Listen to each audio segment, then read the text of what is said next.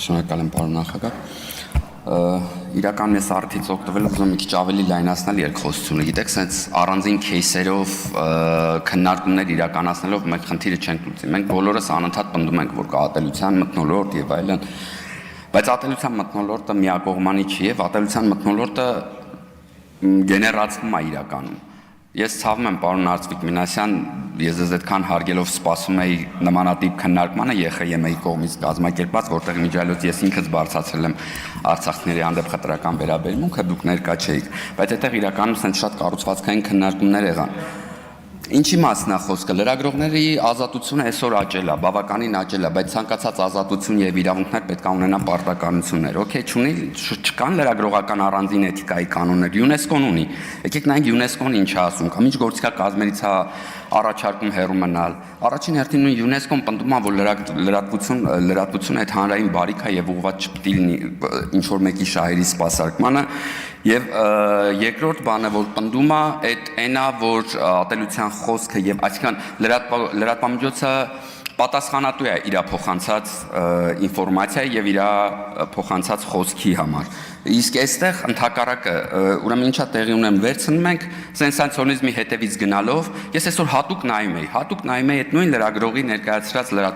վիդեոների վերնագրերը։ Բոլորը ընտրված են կոնկրետ խոսքից այն հատվածները, որոնք ավելի սենսացիոն են, վիրավորական են, վիրավորում են կոնկրետ խավի, կոնկրետ բանի, սա կարա լինի հետևանք, օրինակ, այսօրվա մեր քննարկումը, իհարկե կարա լինի։ Մյուս բանը, երբ որ մենք փորձում ենք դրամատիզացնելու խաթեր, մտնում ենք մարդու անձնային դաշտ, կա լիքը սենց նյութեր, լիքը կա, զոհված երեխայի նկարը իր բանի կողմ, եւ էլ ավելի, նույնիսկ ընտանեկան բռնությունների մասով եւ այլն։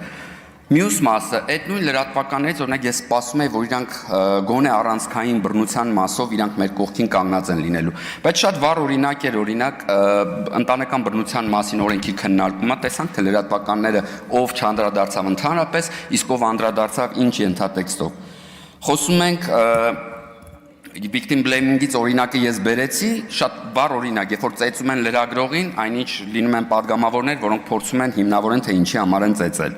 Խոսում ենք մարդկանց արժանապատվությունից, բայց հենց 3 կամ 3 չառաջորը սրբազանը իրան թույլ է տալի կպնելու, վիրավորելու մարդկանց թոռներին, երեխաներին, կանանց, ամուսիններին եւ այլն, ու լրագրողը հրճվանքով այդ վիդեոն տարածում, ինքն էլ կողքից կոմենտներ անելով։ Սա կարա լինի այսօրվա հետևանք, կարա լինի։ Ու ես այս ամեն ինչի լուծումը գտնում եմ ինստիտուցիոնալ մոտեցման մեջ։ Մենք պետք է համագործակցենք, պիտի լինեն երկուստեք էթիկայի կանոններ։ Եթե մի կողմը չունի էթիկայի կանոններ, մենք սենց առանձին քեյսերով տեղ չենք հասնելու։ Շնորհակալ եմ։